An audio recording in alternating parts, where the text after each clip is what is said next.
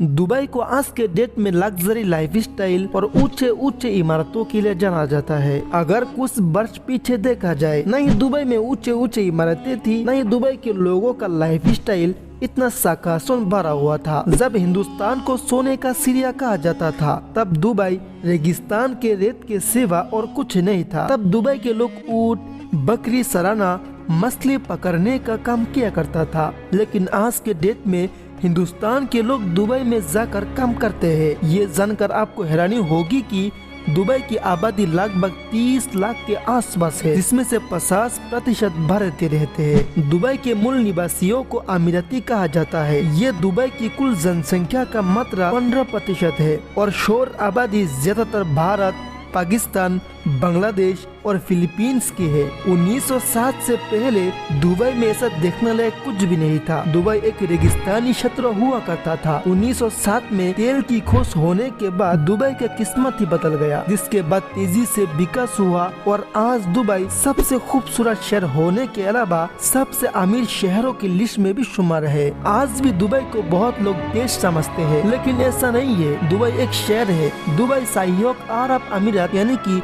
UAE की 7 अमीरातों में से एक है। ये फरस की घाटी के दक्षिण में अरब प्रायद्वीप पर स्थित है।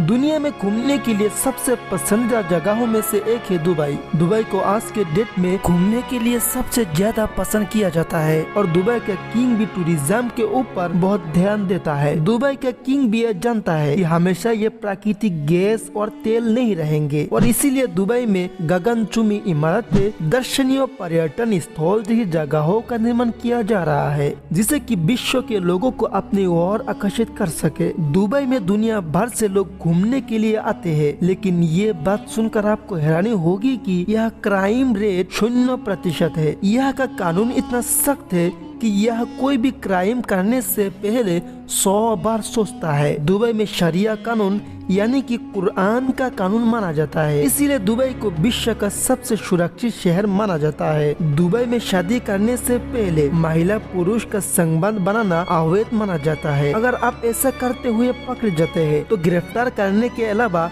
निर्वासित भी किया जा सकता है। दुबई में अपने ही घर में अल्कोहल रखने के लिए लाइसेंस लेना पड़ता है। लाइसेंस के बिना अपने घर पर भी शराब पीने की इजाजत नहीं होती है। दुबई का इतिहास 3000 साल पुराना है। 9 जून 1833 को दुबई की शुरुआत हुई थी। दुबई की साउथ में अबू धाबी और पूर्वोत्तर में शारजाह है। दुबई संयुक्त अरब अमीरात का एक राज्य है, जिसमें 7 अमीरात है। अमीरात का मतलब स्टेट होता है। दुबई के आय के साधन तेल, पर्यटन, रियल एस्टेट है। आज की तारीख में दुबई बिजनेस हब बन गया है। 2 दिसंबर 1971 को दुबई ने अबू धाबी और 5 अन्य अमीरात के साथ मिलकर संयुक्त अरब अमीरात की स्थापना की। 1973 में दुबई ने अन्य अमीरातों के साथ मिलकर एक समान मुद्रा संयुक्त अरब अमीरात दिरहम अपनाए। 2006 में शेख मोहम्मद बिन राशिद अल मखतूम दुबई के पहले राजा बने और यूएई की 22 प्रेसिडेंट भी बने। दोस्तों, दुबई को सिटी ऑफ गोल्ड यानी कि सोने का शहर भी कहा जाता है। सोने का व्यापार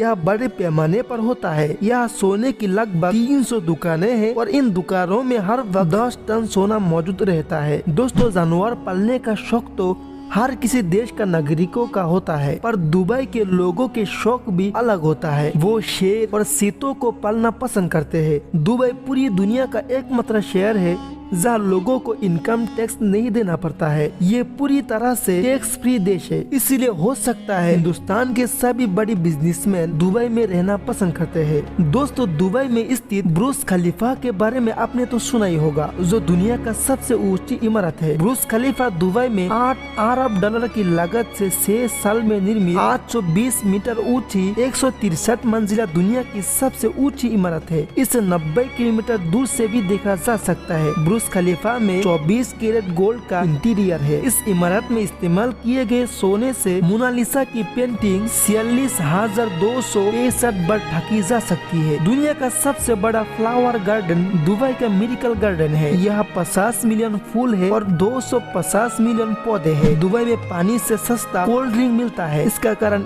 ये है कि यह पानी बाहर से मंगाया जाता है। हालांकि अब यहाँ पीने योग्य पानी बनने लग गया है। तो दोस्तों, आज के लिए इतना ही। मिलते हैं किसी अगले वीडियो पर। तो अभी तक आपने हमारे चैनल को सब्सक्राइब नहीं किया तो चैनल को सब्सक्राइब करके और बेल आइकन को भी जरूर से प्रेस कर लेना। तो मिलते हैं ऐसे कुछ इंटरेस्टिंग वीडियो के साथ, तब तक के लिए आप लोगों को जय हिंद, वंदे मातरम।